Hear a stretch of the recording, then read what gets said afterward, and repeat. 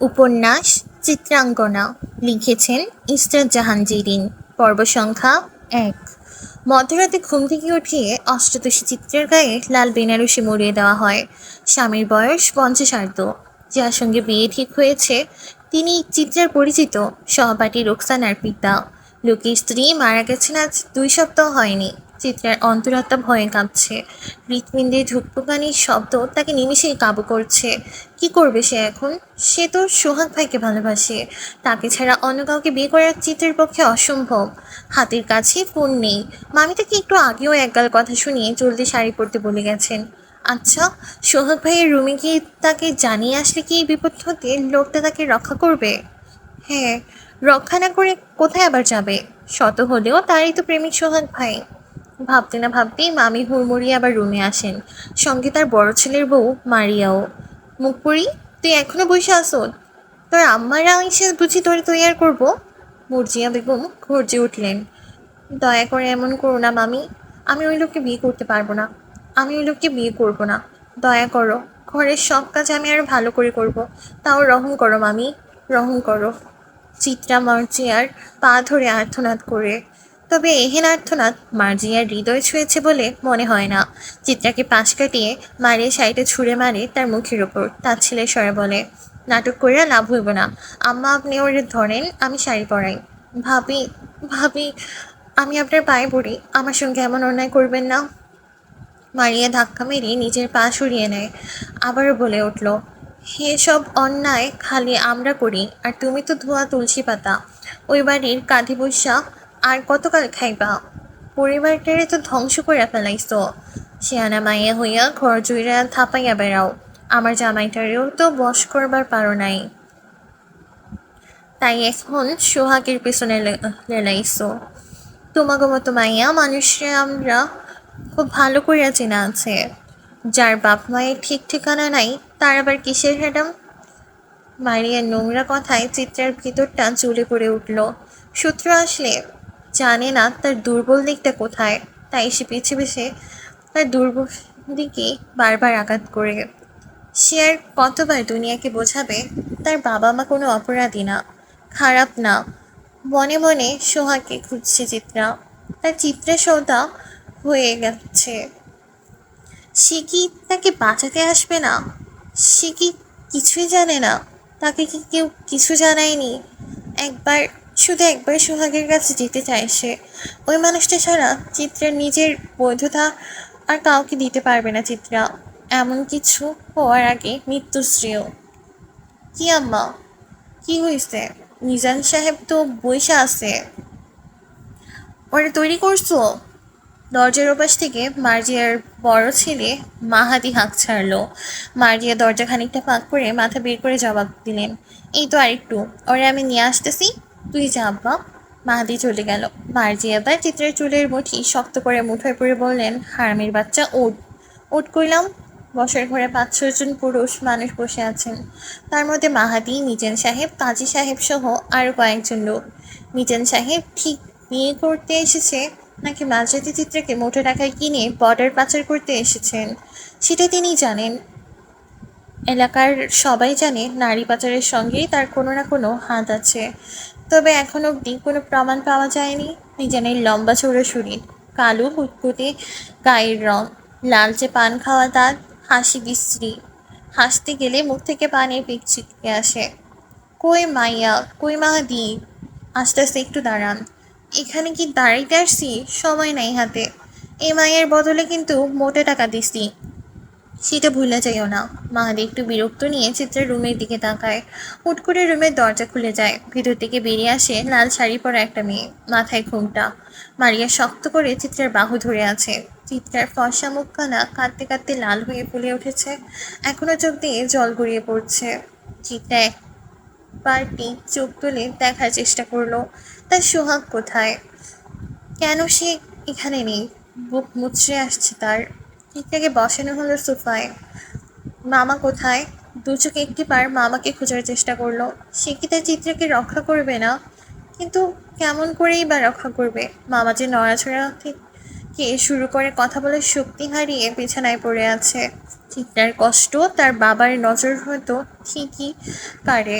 মাঝে মাঝে চিত্রার অসহায় মুখটির দিকে তাকিয়ে দুচোখ থেকে জল গড়িয়ে পড়ে মঞ্জুর কাদিরের। হইছে, এমনিতেও অনেক দেরি হইয়া গেছে, কাজে সাহেব জলদি বিয়া পড়ান, বউনি আমার আবার আজকে কুমিল্লা যাইতে হইব, রাইতেই রওনা হইম, বলল মিজান।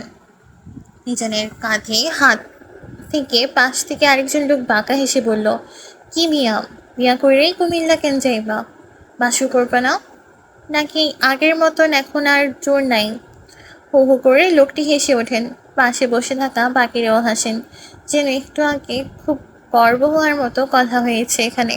চিত্রার ঘৃণা লাগছে। বাবার বয়সে একটা লোকের সঙ্গে তার বিয়ে, তাও আবার হুট করে এমন মাঝরাতে। লোকটাকে দেখেই মনে হচ্ছে আস্ত একটা লম্পট। শাড়ির উপর দিয়ে চিত্রাকে কেমন করে চোখ দিয়ে গিলে খাচ্ছে। কাজী সাহেব নড়ে চড়ে বসেন বিয়ে পড়ানোর জন্য। মাহাতি একবার আর চোখে চিত্রার দিকে থাকার। একটু আগেও ঘর থেকে মেয়েটার আহাজারি শোনা যাচ্ছিল, মুহূর্তেই কি এমন হলো যে এতটা নিশ্চুপ হয়ে গেছে? যাকে ভালোই হয়েছে, ঝামেলা না করাই তো ভালো। তো বিয়ে শুরু করা যাক, কাজী জিজ্ঞেস করলেন। ও শুরু করেন, কাজী সাহেব খুতবা করে বললেন। মরহুম মুন্সি সাহেবের বড় ছেলে মোহাম্মদ মিজান সাহেবের সঙ্গে। কাজী সাহেব হঠাৎ থমকে গেলেন। সদর দরজায় একেবারে ভেঙে ফেলার মতো শব্দ করে কারা যেন দরজায় আঘাত করছে। সবাই ভয় পেয়ে যায়। মাঝরাতে কারা এলো? মারিয়া ভয়ে গুটিসুটি মেরে মার্জিয়ার পেছনে গিয়ে দাঁড়ায়। আমি দেখতেছি। মাহাদি উঠে গেল। মার্জিয়া তাকে বাধা দেওয়ার চেষ্টা করেও কোনো লাভ হয়নি। দরজা খুলতেই বেশ কিছু লোক ঘরে ঢুকে পড়ল। মাহাদি তাদের দেখে দুপা পিছিয়ে এলো। সকলের হাতে অস্ত্র। ডাকাত নাকি এরা? এবার সকালের ভেতর ভয় যেন বাসা বেঁধে বসলো।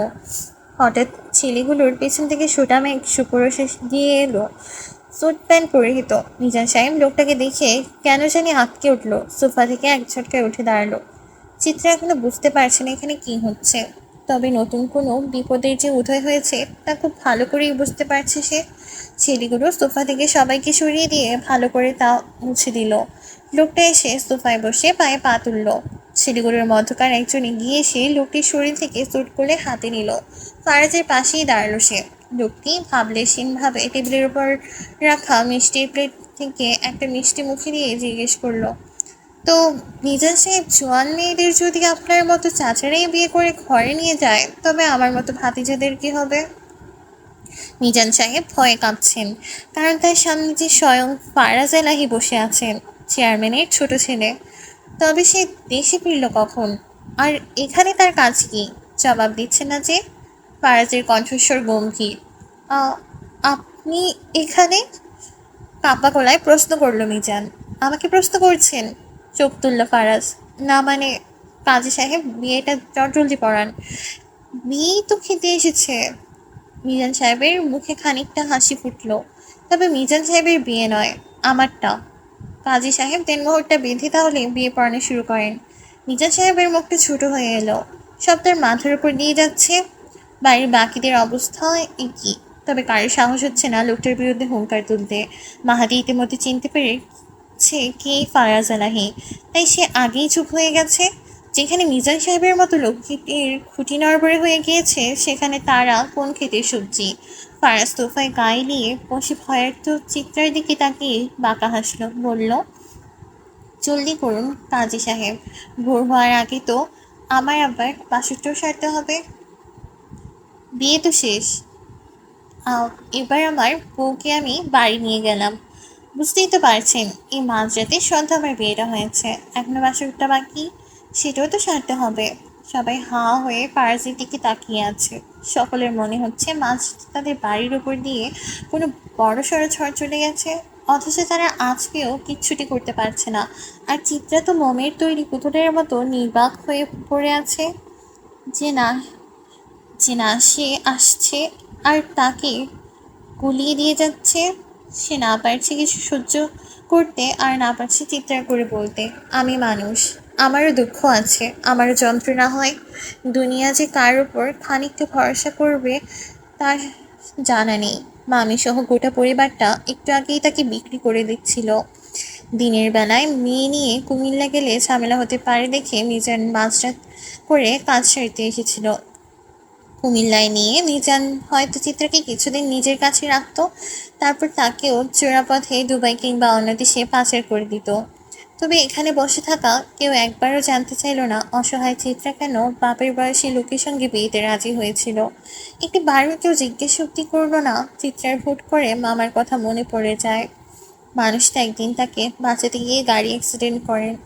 টাকার জন্য ভালো চিকিৎসা করানো সম্ভব হয়নি। লোকটির উপর আগে থেকে অনেক ঋণ জমা আছে।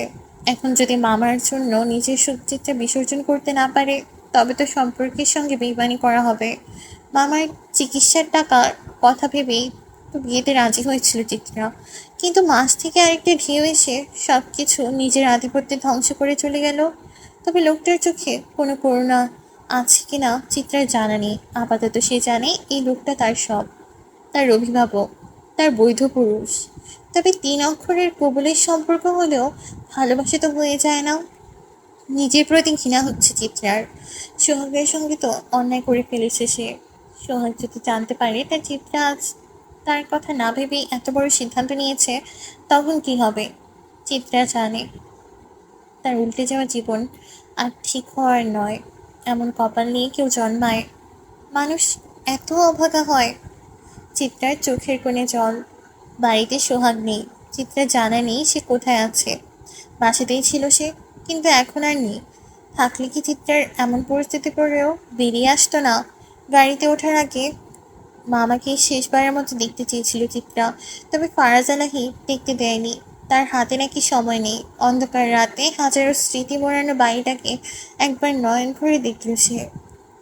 তারপর শাড়ি সামনে গাড়িতে উঠে বসলো। ফারাজের কালো মার্সিডিজ, আগে পিছে আরো 2টি গাড়ি। অস্ত্র হাতে দাঁড়িয়ে থাকা লোকগুলো সেসব গাড়িতে উঠে বসলো। গাড়ি ছেড়ে দিল। চিত্রা জানে না তার গন্তব্য কোথায়, ভাগ্য তাকে কোথায় নিয়ে যাচ্ছে, কি লেখা আছে তার অভাগা কপালে। কান্নাকাটি বন্ধ করো পাল। মেয়ে মানুষের কান্না আমার সহ্য হয় না, খুবই বিরক্তকর। তোমার তো খুশি হওয়ার কথা। বড় বউ না হয়ে তুমি এলাহি বাড়ির ছোট বউ হয়েছ। ফারাজের টান টান গলার সুর। চিত্রে আঁচল দিয়ে চোখের জল মুছে ফারাজের দিকে তাকায়, জিজ্ঞেস করে, আপনি কে? আমাকে বিয়ে করলেন কেন? ফারাজের হাতে সিগারেটটায় শেষ টান দিয়ে জানালার গ্লাস নামিয়ে টোকা মেরে অন্ধকার অজানায় ছুঁড়ে ফেলে। কপাল চুলকে জবাব দেয়, কৈফিয়ত জিনিসটা আমি বড্ড অপছন্দ করি। ফার্দার আমার এভাবে হুটহাট প্রশ্ন করবে না, মিসেস আলাহি। আর আমি কে সেটা জানানোর জন্যই তো বিয়েটা করলাম। তোমারও তো জানার হক আছে তোমার স্বামীকে। ডোন্ট ওয়ারি, আজ হয় না হয় কাল অবশ্যই জানতে পারবে। হাসলো ফারাজ। ফারাজকে ভালো করে একবার পরখ করল চিত্রা। গায়ে সাদা শার্ট, কালো একটা প্যান্ট পরা, পায়ের সুটটা খোলার উপর আর পরেনি। হাতের কবজিতে রোলেক্স ঘুরে। চোখের মনি কালো নাকি বাদামি কে জানে, অদ্ভুত রং। কালি চাপদাড়ি, উজ্জ্বল চেহারায় আভিজাত্য আছে বলতে হবে। ওর উপর রেখে ল্যাপটপে কি যেন ঘাটাঘাটি করছে। চিত্রে চোখ নামিয়ে জানালার দিকে তাকায়। ভেতরটা আবারও তার ভেঙে আসে। চিনে না জানে না এমন একটা লোকের সঙ্গে তার বিয়েটা হয়ে গেল। আবার কবে এই বাড়িতে আসবো? মামার সঙ্গে এখনো দেখা করতে পারিনি। ফারাজ এক ঝটকায় ল্যাপটপ বন্ধ করে চিত্রার দিকে তাকায়। এই বাড়ি? এখনো এলাহি বাড়ি গেলেই না, এর মাঝেই এই বাড়ি আসার নাম নিচ্ছ? ভুলে যাও। ভুলে যাব? ফারাজ এগিয়ে সে চিত্রের গালে হাত বুলিয়ে থুতনি চেপে ধরে। হ্যাঁ, এই বাড়ির নাম, ঠিকানা, সব স্মৃতি ব্রেনের স্টোরেজ থেকে পার্মানেন্ট ডিলিট মারো। তা না হলে তোমার ব্রেনটাকে আমি রিসেট মারলে কিন্তু নিজের নামটাও ভুলে যাবে, মিসেস চিত্রাঙ্গনা চিত্রা এলাহি। এলাহি চিত্রাকে ছেড়ে দিয়ে গাড়িতে রাখা মদের বোতলের কর্কটা খুলে গটগট করে মদ গিলে মুহূর্তেই গাড়িতে বৃষ্টি গন্ধে লিপটে যায়। হয়ে কেঁপে ওঠে চিত্রার শরীর। লোকটার গলার সুর গম্ভীর হলেও কেমন যেন বিষ মিশে আছে সেখানটায়। ভয় করছে চিত্রার, খুব ভয় করছে। তবে কেন জানি মনে হচ্ছে তার পাশে বসে থাকা মানুষটা তার নারী নক্ষত্র দেখেই এখানে হিসেব কষতে এসেছে। পাক্কা খেলোয়াড় সে।